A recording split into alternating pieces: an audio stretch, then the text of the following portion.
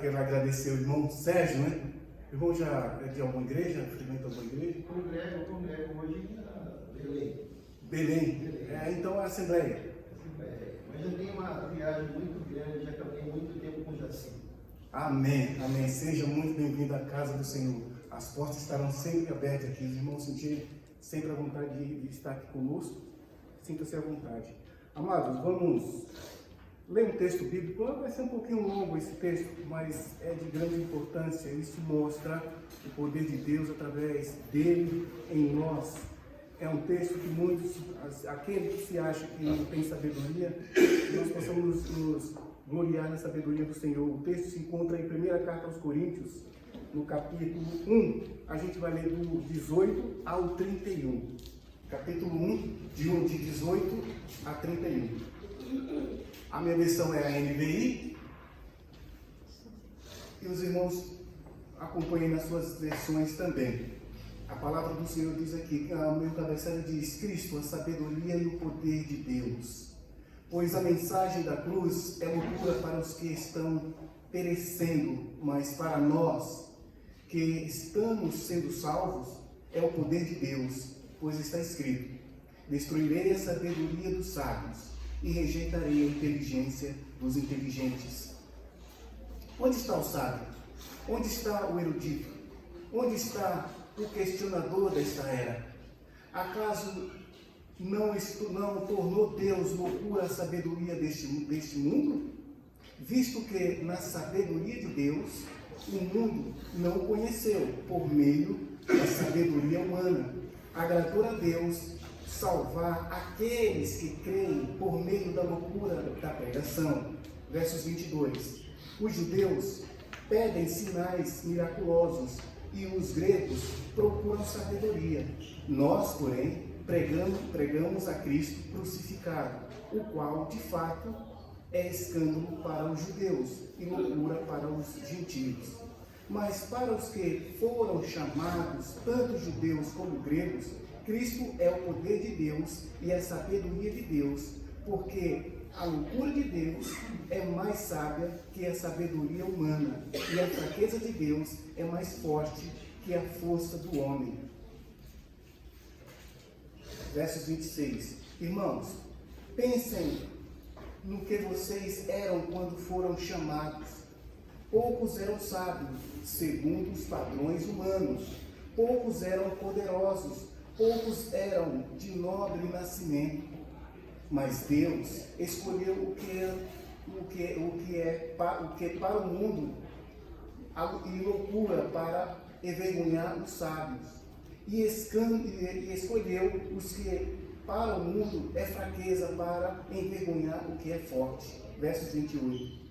Ele escolheu o que é para o mundo e é insignificante, desprezado, e o que nada é, para reduzir a nada o que é, a fim de que ninguém se vanglorie diante dele. Porém, por iniciativa dele, que vocês estão em Cristo Jesus, o qual se tornou sabedoria de Deus para nós, isto é, justiça, santidade e redenção. Versos 31. Para que, como está escrito, quem se glorie, glorie-se no Senhor. Amém? Vamos orar. Grandioso, poderoso Deus, grandioso és tu, Pai. Ó Deus, tu és sábio, Senhor, e que nós possamos buscar essa sabedoria sempre no Senhor. Pai Santo, obrigado, Deus, pela noite que nos concedeu. Obrigado, Deus, pelo dia, Senhor. Que esse dia, Pai, seja um dia dedicado exclusivamente para o Senhor. Que nós possamos estar aqui, Deus, buscando mais e mais do Senhor. Que o Senhor venha nos fortalecer, ó Pai, para continuar, ó Deus, essa jornada. E eu sei, ó Deus, que em muitas situações, Pai, é complicada, é tribulosa, mas é gratificante, ó Pai. E gratificante será mais ainda quando nossa missão aqui na terra for cumprida. Nós estaremos aí na glória com o Senhor. Ó Deus Santo, que o Senhor abençoe, meu Pai amado, a programação deste dia. Abençoa os irmãos que já se encontram aqui na tua casa. Abençoa aqueles que estão ali no caminho, Senhor. E aqueles, ó Deus, que por algum motivo não estão aqui conosco nesta manhã. Que o Senhor, ó Deus, acolha, que o Senhor, ó Deus, proteja, que o Senhor, ó Deus, cuide, ó Pai. Ó Deus Santo, que nós possamos nesse momento entoar cânticos de louvor e adoração ao Senhor, como forma de agradecimento a Deus, e entendendo que só o Senhor é digno de toda honra e toda adoração. Continue conosco, Pai. Essas orações nós fazemos e agradecemos no nome santo e amado de Cristo Jesus. Amém. Vamos nos colocar de pé e louvar ao nosso Deus. Tudo entregarei, que nós possamos entregar nossa vida cada dia mais ao nosso Deus, que nós possamos nos doar cada dia mais a Ele. Então vamos cantar esse cântico maravilhoso, que é o hino 295.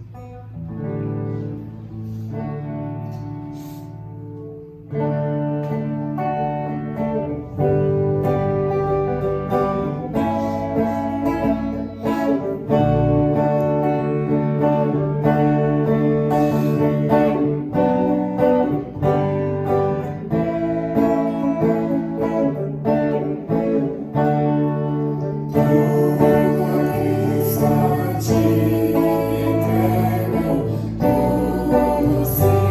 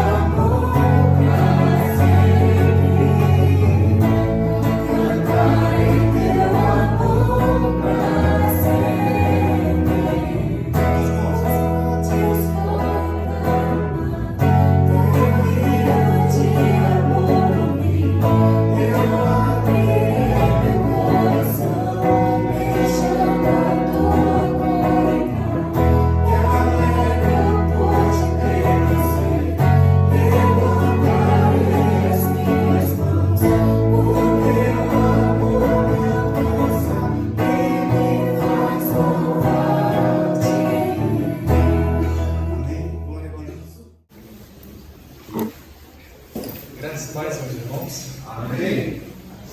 Bom dia a todos.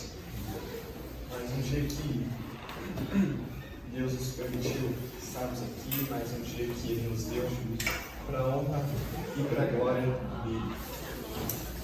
Hoje nós vamos iniciar uma nova série de pregações que se chama O Reino de Ponta Cabeça. A ideia dessa série é a gente mostrar que para o reino de Deus, para Jesus Cristo, os valores e os padrões são totalmente contrários, opostos aos valores e padrões que este mundo tenta colocar para a gente. O mundo ele fala para a gente que é muito importante que nós sejamos prósperos e ricos, que nós busquemos e ansiemos por dinheiro. E Jesus, por exemplo, ele fala para o jovem rico que ele deve deixar todo o seu dinheiro e seguir. O mundo ele fala que nós temos que ser bem-sucedidos e buscar os nossos sonhos, e Jesus nos diz para renunciar a nós mesmos. Então a ideia dessa série, que eu passo pelo pastor Elisvaldo para a igreja, é que a gente veja que o reino de Deus, os valores que o reino de Deus possui, são opostos aos valores que o mundo possui, que o mundo tenta colocar na gente. E quando o pastor Elisvaldo me passou o texto que ele pediu para eu pregar hoje, o primeiro pensamento que veio à minha cabeça, quando lendo o texto, é que o ser humano ele é muito egoísta. O ser humano ele é muito egoísta. Desde que nascemos, nós somos egoístas. Nós queremos tudo primeiro, nós queremos tudo na hora, naquele instante. Se possível, nós queremos ser o único a termos aquilo, uma bênção, um bem material. Nós não queremos dividir com o próximo, ou queremos ter de imediato, e às vezes até cobramos a Deus porque não temos. Nós somos egoístas e nós percebemos isso, meus irmãos, desde uma criança pequena. Nós nascemos com isso porque uma criança pequena, os irmãos provavelmente já testemunharam, principalmente as crianças mimadas, elas têm uma dificuldade muito grande em dividir o que é dela. Se ela tem um brinquedo, ela não divide com um amiguinho. Se ela está comendo um doce, assim, alguém vem pegar, ela já se afasta para que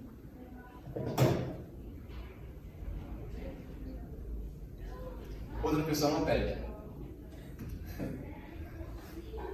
Mas esse egoísmo também está desde o Éden. Quando Eva ela come o fruto, ela não pensa nas consequências que isso causaria nos descendentes dela. Ela pensa no próprio prazer. Quando Davi, por exemplo, manda Urias para morrer porque ele queria ficar com a sua esposa, queria ter relacionamento com a sua esposa, ele teve um sentimento egoísta. Ele quis ter para ele. Muitas vezes a gente quer ter também mais do que nossos irmãos. E nós nos sentimos mais dignos de ter do que os nossos irmãos. Isso é natural do humano, porque a nossa natureza é uma natureza egoísta. Nós achamos em alguns momentos que Deus tem que nos abençoar mais, que Deus tem que nos dar o que queremos de imediato, que nós somos dignos do que Deus tem para nos dar.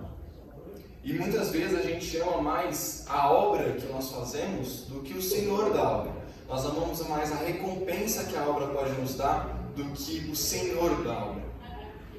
Pensando nisso, eu queria ler o texto proposto em Mateus capítulo 20. Só que para dar um contexto, eu queria começar do capítulo 19, a partir do versículo 16. Mateus 19, a partir do versículo 16 até o 29.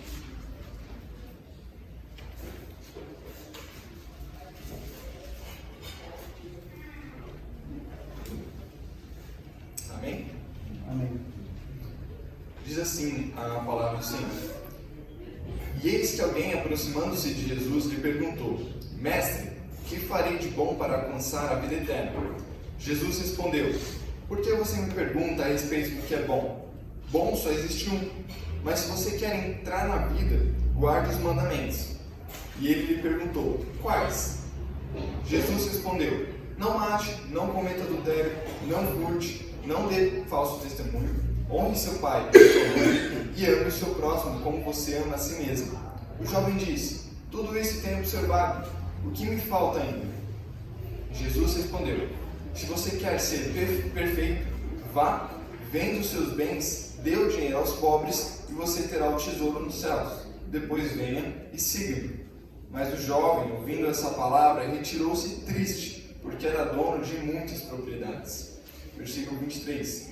Então Jesus disse aos seus discípulos: em verdade lhes digo que um rico dificilmente entrará no reino dos céus. E ainda lhes digo que é mais fácil um camelo passar pelo fundo de uma agulha do que um rico entrar no reino de Deus.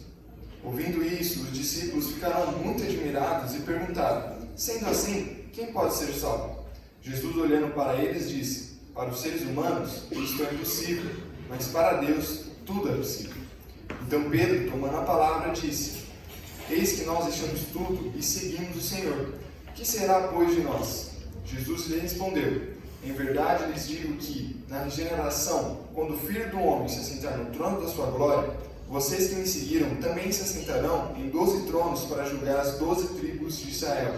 E todo aquele que tiver deixado casas, irmãos, irmãs, pai, mãe, filhos ou campo, por causa do meu nome, receberá muitas vezes mais e herdará a vida eterna. Porque muitos primeiros serão os últimos, e os últimos serão os primeiros.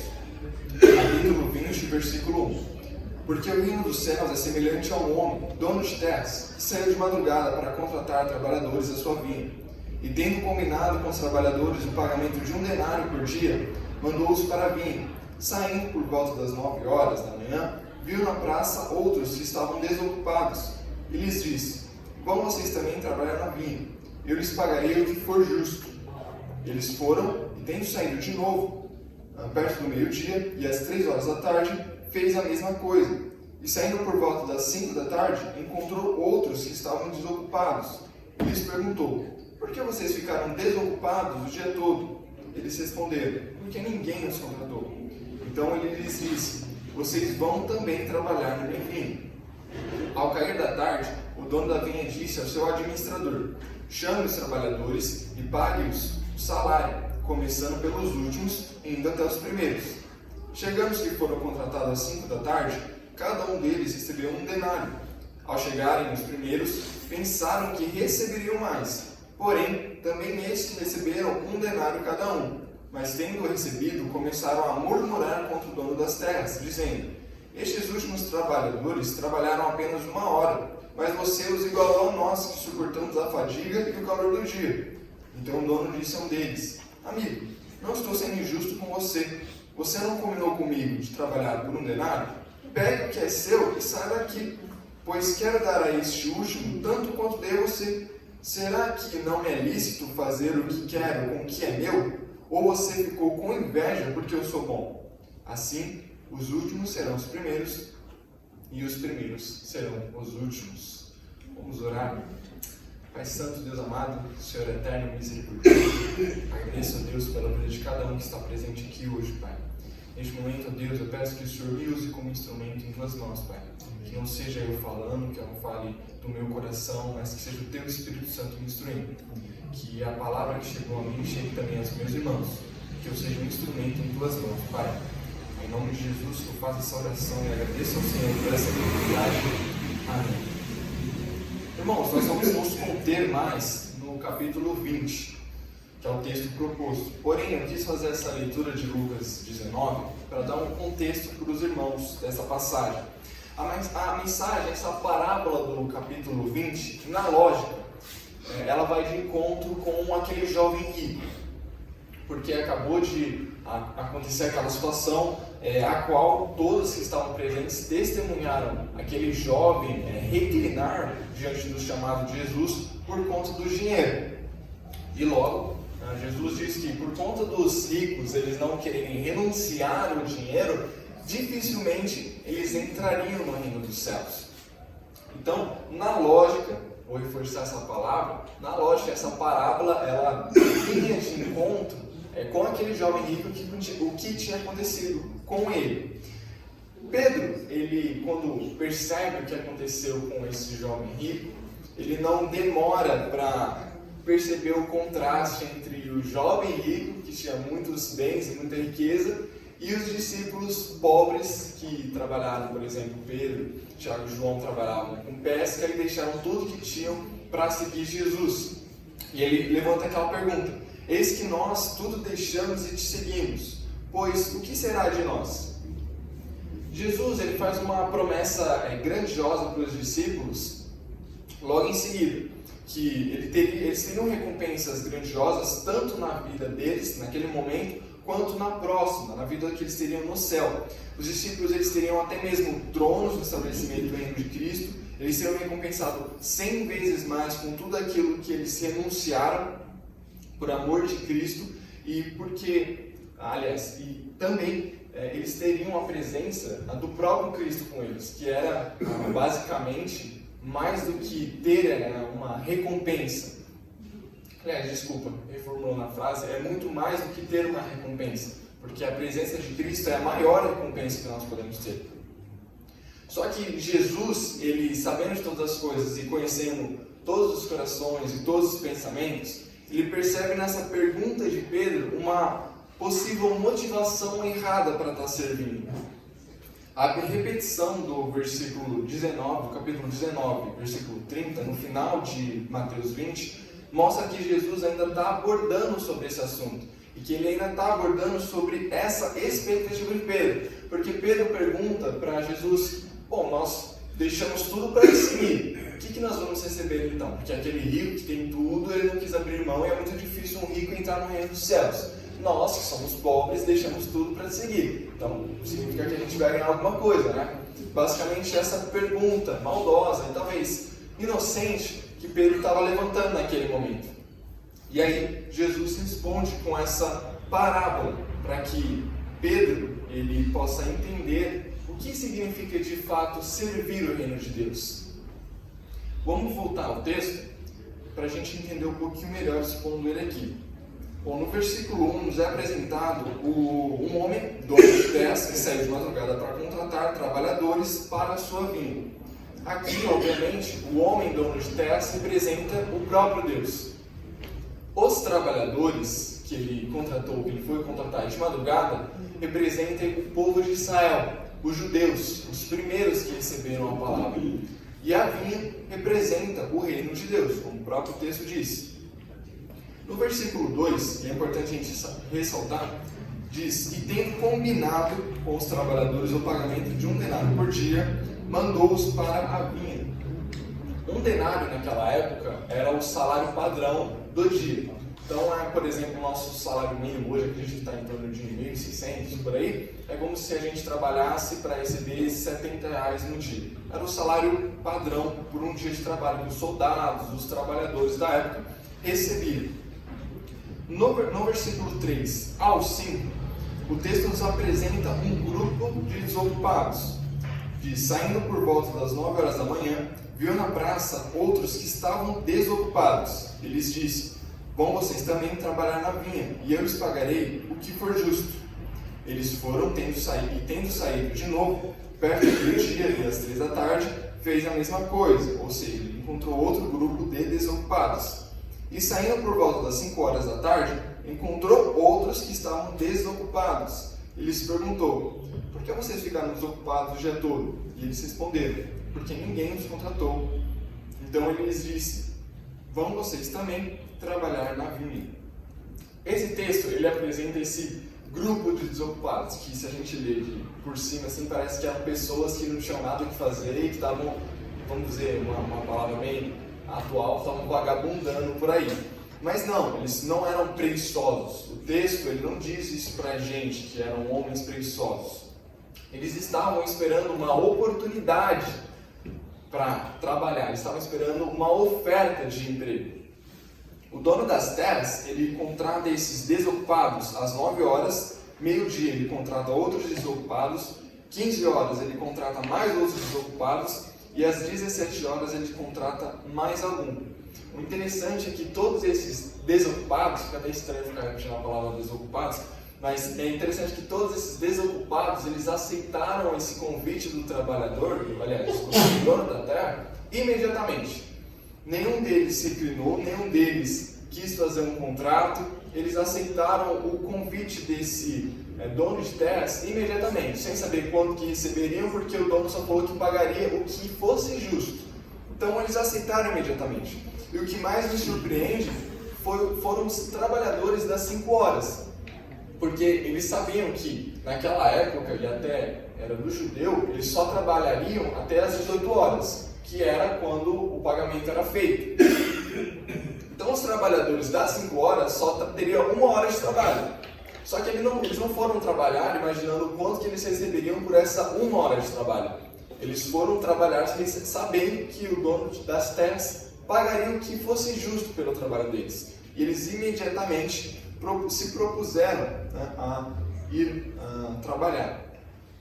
No versículo 8, cita isso que eu falei, que eles só trabalhavam até as 18, que está em Deuteronômio 24:15. Pague-lhe o salário no mesmo dia, antes do pôr do sol, porque ele é pobre e a vida dele depende disso, para que ele não clame ao Senhor e contra você, que você seja culpado do pecado. Então, só reforçando, o trabalho naquela época era até as 18 horas, que era aproximadamente quando o pagamento era feito de acordo com os judeus.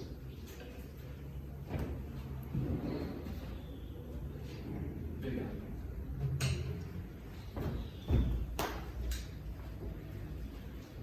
Me apropriando da frase do Oséias, quando o pregador toma água aqui, os outros percebem que ele está nervoso.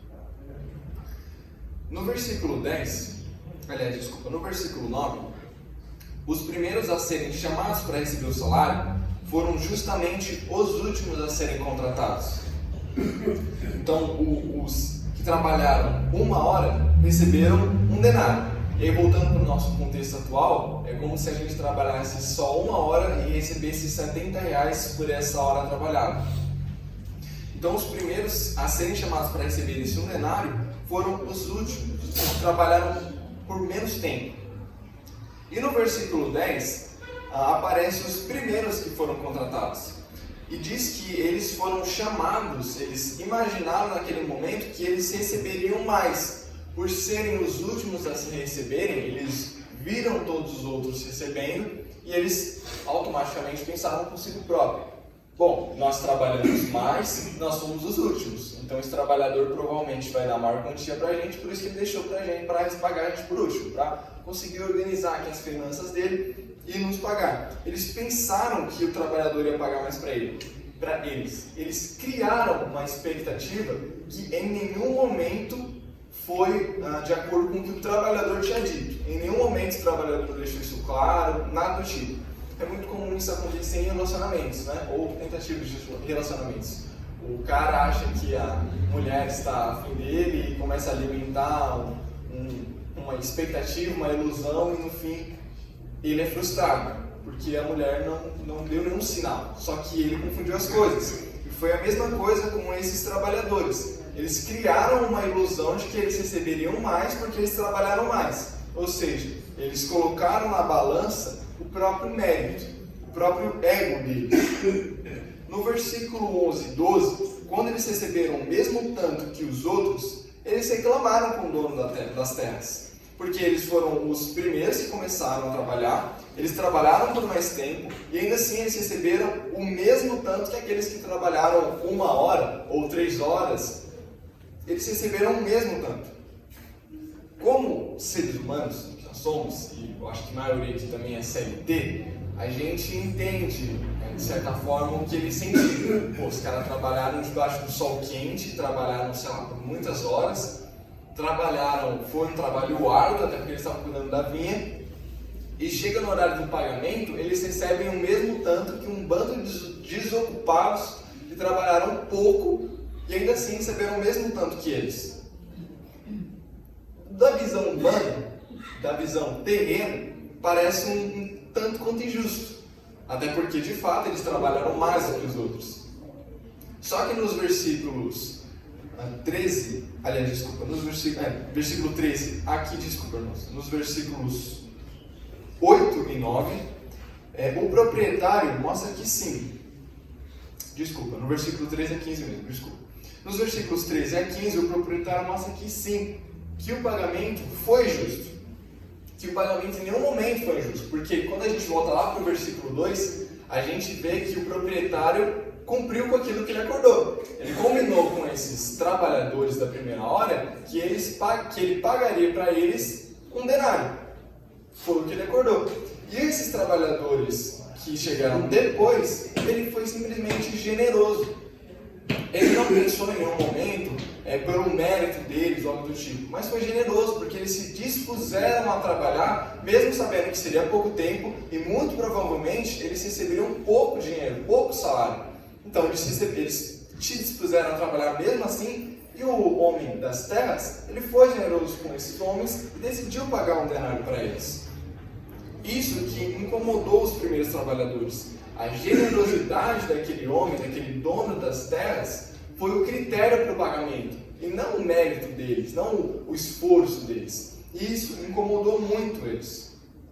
No versículo 16, e ele finaliza a sessão com um versículo que ele também repete, só que a ordem contrária, no capítulo 19, no versículo 30, a qual ele diz: assim, os últimos serão os primeiros, e os primeiros serão os últimos.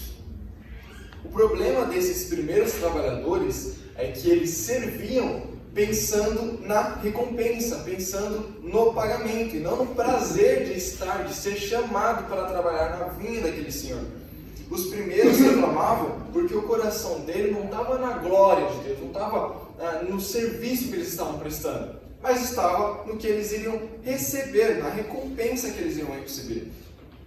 Os últimos serão os primeiros significa justamente que quem vive com a graça de Deus é exaltado acima daqueles que servem por interesse, que foi o que eu disse no começo dessa mensagem. Muitas pessoas elas servem no intuito e porque gostam do reconhecimento, das recompensas, do prazer de ser visto, do que aquilo pode gerar para ela como recompensa. Então elas não servem ao próprio Deus, elas servem buscando as recompensas. Quando nós buscamos o céu e nós desejamos o céu mais do que Jesus Cristo, nós estamos buscando pelas recompensas. Porque é claro que uma recompensa que nós vamos ter por seguir a Cristo e amá-lo e servi-lo é o céu, é a vida eterna. Mas quando nós buscamos mais, como é que eu posso dizer? Nós buscamos somente o céu. Quando nós deixamos de lado Jesus Cristo porque nós queremos ter uma vida eterna e talvez com as motivações erradas, como por exemplo, não, mas eu não quero ir para o inferno, não, mas eu não quero sofrer, não, mas no céu vai ser gostoso, não vai ter dor, não vai ter tristeza. Aí a gente não está buscando a Jesus, a gente está buscando o que Ele pode nos oferecer. E a gente tem visto muito esse movimento dentro das igrejas, principalmente as atuais, das mídias, esse movimento de que você tem que buscar Jesus para você ser próspero, para você ter riqueza, para você ter poder, para você ser bem-sucedido. Desde quando nós buscamos Jesus com os interesses que nós tínhamos no mundo? Parece que eles só atualizaram os valores e colocaram para Jesus Cristo, porque as mesmas coisas que nós buscávamos quando estávamos no mundo está sendo pregado para nós buscarmos agora que estamos em Jesus. Só que agora falando que nós somos cristãos. E as pessoas elas acabam se prendendo às obras, às boas obras, porque elas acham que essas boas obras vão salvar ela e elas amam mais a recompensa que essas boas obras podem dar a ela. Só que o critério de Deus é a graça e não o tempo de casa. Essa parábola, inclusive, não tem relação nenhuma com salvação. Não é uma doutrina sobre salvação. O denário ele não representa salvação, nem nada disso, porque a gente sabe que diante de Deus as nossas obras são como um trapo de imundície. Não se trata de recompensas pela nossa salvação, pelas nossas obras, até porque cada um de nós receberá de acordo com o que foi feito. Então nós não receberemos um denário cada um, mas nós receberemos conforme o que as nossas obras. Então, em nenhum momento está falando sobre salvação, recompensa, nada. O que Jesus está querendo enfatizar nessa parábola é o serviço, é a atitude correta diante do serviço. Eu não posso vir para a igreja e ficar entusiasmado para trazer uma mensagem pelo simples fato de eu estar aqui na frente e ser visto por todos. Eu não posso estar aqui na frente louvando e trazendo um louvor, um cântico, porque eu quero estar aqui na frente, aqui em cima, sendo visto por todos. Eu não posso chegar na igreja 30, 40, uma hora antes, porque eu quero organizar tudo bonito, só porque eu quero que as pessoas vejam a igreja linda, e tem que estar linda mesmo, mas que elas atribuam a beleza do templo a mim, porque eu estou querendo reconhecimento, eu estou querendo recompensas. E Jesus, nessa parábola, ele está enfatizando a importância da atitude correta, de servir por amor. É importante a gente observar que tem dois tipos diferentes de trabalhadores. Os que foram chamados para trabalhar naquele dia e os que fizeram, aliás, desculpa, existem dois tipos diferentes de trabalhadores nessa parábola. Os que foram chamados para trabalhar e fizeram um contrato com o empregador, que concordaram em trabalhar com o denário, e os que não fizeram um contrato. Aqueles primeiros trabalhadores, eles fizeram um contrato, eles acordaram com o homem, eles fizeram um combinado. E quando eles receberam aquele denário que estava no contrato deles, eles acharam injusto. Mas calma aí, foi o que vocês combinaram comigo. Vocês combinaram um denário e eu estou pagando um denário para vocês. Qual que é a injustiça nisso? Só que aqueles outros trabalhadores, eles aceitaram trabalhar, como eu já disse, porque eles confiavam que eles receberiam um valor de acordo com o que o dono das terras achava que era justo. Trabalhar para Deus é justamente isso. A gente não serve a Deus esperando que Ele nos pague uma recompensa grandiosa, que nós sejamos prósperos e que sejamos bem-sucedidos e que tenhamos muitas riquezas. Nós trabalhamos a Deus sabendo que nós não somos dignos de nada e que pela graça dEle, que Ele nos resgatou em Cristo Jesus, Ele nos deu a salvação. Nós não somos dignos de nada, mas em Cristo Jesus, Ele nos fez dignos.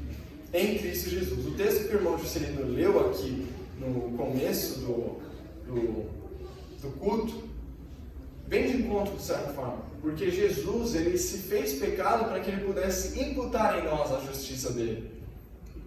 Em nenhum momento nós conquistamos a nossa salvação. Jesus conquistou a salvação na cruz para que nós pudéssemos herdar dessa salvação, desse fruto da eternidade. Nós não devemos servir a Deus esperando essas recompensas, nem insistir em saber o que Deus tem reservado para nós. Deus é infinitamente generoso e bondoso e nos dará mais do que nós merecemos, porque Ele já nos deu mais do que nós merecemos. O que nós merecemos é o inferno, porque todos nós somos pecadores. E Ele nos deu a graça, a bondade de conhecer Jesus Cristo e ser salvo por essa graça. E agora a gente pode entender, analisando esse contexto e explanando um pouco o texto em si, o perigo da pergunta de Pedro no versículo 27 do capítulo 19. Em primeiro lugar, a gente não deve supor que receberemos alguma coisa, quando na verdade, como eu disse, nós não somos dignos de nada. É possível a gente fazer um trabalho para o Pai e ainda assim não estar fazendo a vontade dele de coração. A gente estar servindo na igreja, que é uma vontade para o Pai, é uma vontade do Pai, só que a gente não está servindo de coração, e aí já deixa de ser do agrado de Deus. Servi-lo apenas em função dos benefícios que nós podemos ter, sejam aqui na terra ou no céu, é perder as melhores bênçãos que Deus tem para nós. Nós devemos confiar que o Senhor, nós devemos confiar no Senhor, crendo que Ele nos dará o melhor. Essa parábola serviu para que Jesus ele pudesse responder uma pergunta um tanto quanto inocente, talvez, de Pedro. Que será, pois, de nós? Quem disse que Pedro receberia algo em troca por ter deixado o outro para trás? Quem disse que ele era digno de receber algo em troca pelo serviço que estava sendo prestado? Se tratando das recompensas de Deus, é melhor a gente não ser excessivamente confiantes. É melhor a gente confiar somente em Deus que Ele nos dará conforme a justiça dEle, do que conforme os nossos próprios méritos. Porque nos nossos olhos nós podemos estar lá no topo, ser os primeiros, mas nos olhos de Deus nós podemos ser os últimos, estarmos lá embaixo. As posições de honra ou prestígio não significam garantir a aprovação celestial. Às vezes é o inverso disso. No Novo Testamento mesmo, Jesus ele disse que Ele não veio para ser servido, mas que Ele veio para servir. Que Ele não veio para viver uma vida de luxo, mas que Ele veio para morrer por muitos, para dar a vida a muitos. Jesus, em nenhum momento, ele disse que nós tínhamos que ser os primeiros, os bem-sucedidos, que nós devíamos buscar as riquezas próprias e que devíamos buscar ser o centro da atenção, ou como alguns dizem aí, o ponto fraco de Deus, o centro de Deus. Jesus, ele nos mostra que nós temos que ser os últimos. Se queremos ser os primeiros, nós devemos ser os últimos. E aí, quando a gente ouve essa frase, a gente também não pode ter uma má interpretação, uma má motivação ou um engano de falar, bom, já que eu vou ser o primeiro, que você for o último, agora eu vou ser o último. Não é dessa forma. O nosso serviço tem que ser com o nosso coração. O nosso coração, o nosso amor à obra tem que falar mais alto do que nosso desejo de saber qual que vai ser a nossa recompensa. Nós podemos aplicar esse texto de 3 maneiras na nossa vida. A primeira é para que a gente acabe com o fim da soberba espiritual. Se a gente serve a Cristo há 10, 20, 30 anos, nós não somos mais dignos e não receberemos mais ou não temos mais valor diante de Deus do que um irmão que se converteu ontem. O segundo ponto que nós podemos aplicar para a nossa vida é a alegria no privilégio de servir. O verdadeiro galardão é já poder trabalhar no reino de Deus. Aqueles homens, eles foram recompensados desde o primeiro momento, porque eles tiveram a oportunidade de deixar de ser um bando de desocupados para se tornarem um bando de trabalhadores. O galardão está no serviço, está em poder servir, está em poder trabalhar no reino de Deus. E é nisso que nós devemos nos alegrar, porque é um privilégio estar servindo na casa de Deus e é um privilégio poder servir a Deus. E a terceira forma que podemos aplicar esse texto em nossas vidas é que ainda há esperança para os que chegam tarde. Esse texto ele é um consolo para aqueles que acham que chegaram tarde demais ou que não tem mais jeito ou algo assim. Esse texto mostra que, independente de quando que você se converteu, de quando que você começou a trabalhar na obra, de quando que você começou a servir, Deus ele não usa o tempo de casa para recompensar alguém. Ele usa a graça. O ladrão da cruz, ele entrou no reino de Deus em seu último suspiro. E ele recebeu o mesmo Jesus Cristo que andou por anos com Pedro. Que a gente entenda que o serviço que nós prestamos a Deus não é um fardo, muito menos um trabalho de CLT ou algo que prestamos aqui porque nós queremos ter algo em troca. O serviço que nós prestamos a Deus é por amor e é com alegria. É porque a vontade dele é que nós sirvamos. E é por isso que eu acredito que nós somos servos, mais do que voluntários. Nós somos servos de Deus. Porque o voluntário, ele está, como o pastor mesmo diz, ele está ali porque ele quer, de fato nós queremos estar aqui. Mas o servo, ele está aqui porque a vontade de Deus é que ele esteja aqui. Que Deus possa nos abençoar nessa manhã, que o restante desse culto, a IBD, e que essa palavra possa ter chego a vocês e no coração de vocês. Amém. Pastor?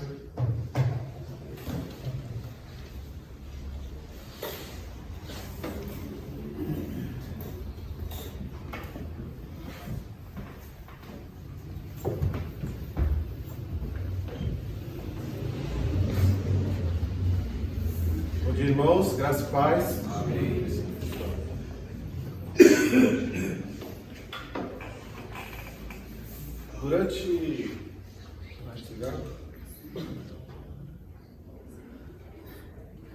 Durante algum tempo da minha vida, eu sempre questionava a Deus sobre o que o Senhor me chamou, para a sua obra, para o seu trabalho, aos 30 anos de idade, 33 anos de idade mais ou menos.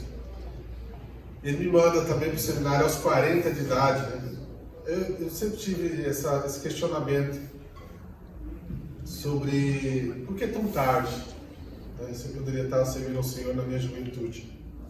E aí quando a gente vê um texto desse, a gente entende que o nosso tempo não é o tempo de Deus. A gente olha para essas situações e a gente vê muitas vezes nós como cristãos dentro da própria casa de Deus olhando o mundo como se fosse o normal, o perfeito. E a proposta justamente dessa série, o Pedro colocou muito bem, é mostrar que os valores do reino espiritual, os valores do reino do Senhor, ele está totalmente invertido o que esse mundo coloca, né? Juscelino, ele leu pela manhã 1 Coríntios, que vai falar sobre a sabedoria de Deus e a loucura, né, considerada, né? Ele vai dizer assim: irmãos, considere a vocação de vocês, não foram chamados muitos sábios segundo a carne, nem muitos poderosos, nem muitos nobres de nascimento. Pelo contrário, Deus escolheu as coisas loucas do mundo para envergonhar os sábios e escolhe as coisas fracas do mundo para envergonhar as fortes. Os valores do mundo consideram que as coisas fortes são mais apresentáveis, mas Deus escolhe aqueles que são mais fracos. Você, como o pastor Samuel pregou aqui na pós, nós somos todos improváveis aos olhos humanos, mas todos prováveis aos olhos de Deus. Então, a ideia dessa série é que a gente medite um pouquinho sobre o que é o reino de Deus. Será que é isso que a gente está buscando? Em Mateus capítulo 6, verso 37, se eu não me engano, ele vai dizer que a gente precisa buscar, 33, desculpe, agora eu lembrei, 33, vai dizer que nós precisamos buscar o reino de Deus e a sua justiça. O Pedro colocou muita coisa claramente aqui, que esse mundo pede para que você busque as coisas boas primeiro. Depois, se possível, você deixa a igreja. Se sobrar tempo, você vai correr atrás das coisas da igreja. E o reino de Deus fala ao contrário. Busque primeiro o reino de Deus e depois as demais coisas. E as demais coisas ali relacionam-se ao que comer e ao que vestir. Isso é a promessa do Senhor, que nós não faltará nada para nós. Mas essa é a proposta dessa série de sermões, que a gente reflita, porque muitas vezes nós, como cristãos, nós buscamos o que esse reino nos oferece e deixamos o que Deus nos oferece. Então, essa parábola, muito bem apresentada pelo Patrick, né, coloca ali a ideia da recompensa. A justiça de Deus, ela sempre vai ser justa, né? E a gente muitas vezes questiona a justiça de Deus, mas Deus sempre será justo.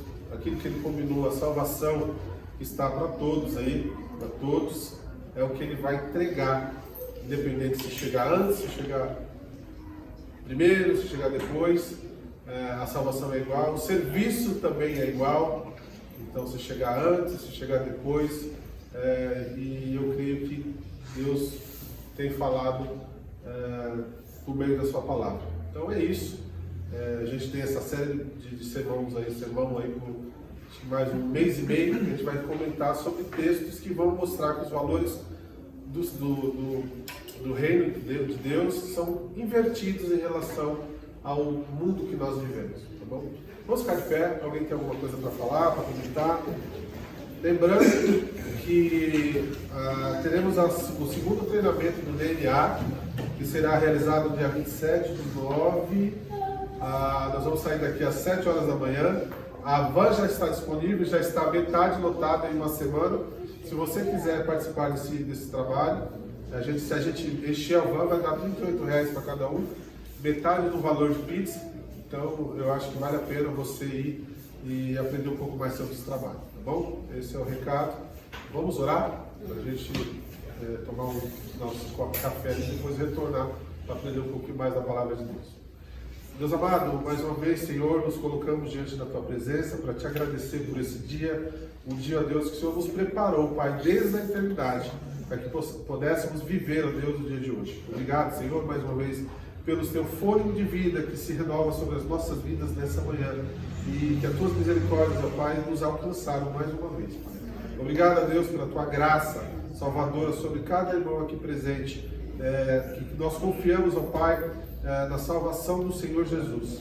Deus continua falando aos nossos corações nessa série de sermão, dos valores do reino de Deus ser totalmente diferente, ó Deus, dos valores que esse mundo nos oferece. Ó Pai, continua abençoando os nossos irmãos, que essa palavra possa achar lugar nas suas mentes e corações e que possamos, ó Deus, a cada dia ser praticantes dela. Abençoa, Deus, mais uma vez o Patrick, que se dispôs, ó Pai, a estar deixando ser usado pelo Senhor, que ele possa a cada dia crescer, ó Deus, no conhecimento do Senhor. Abençoa também os irmãos, ó Pai, que estão em casa, o Senhor sabe o motivo que eles ficaram, que o Senhor possa estar visitando, que essa mensagem, ó Deus, de alguma forma chegue a eles, ó Pai, através de um vídeo, através de uma leitura da Tua Palavra, que eles possam ter o mesmo conhecimento, o mesmo ensinamento que o Senhor nos passou nessa manhã na vida deles, Pai. Abençoa também aqueles irmãos que estão aqui na cozinha, que o Senhor possa estar abençoando grandemente a vida deles, dando a cada dia, Senhor, essa vontade de servir, dando essa disposição, ó Deus, de estar fazendo a Tua obra,